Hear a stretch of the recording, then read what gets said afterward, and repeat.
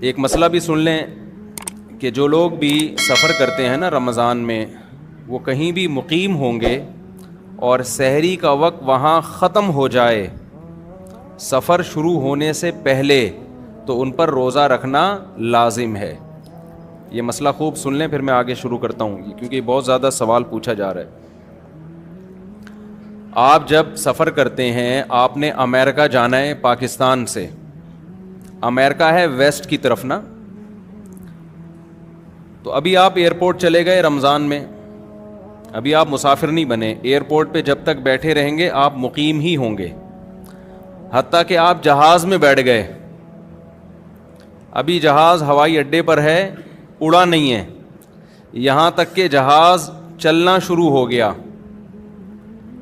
اور اسی دوران سحری کا وقت ختم ہو گیا، تو چونکہ روزہ شروع اس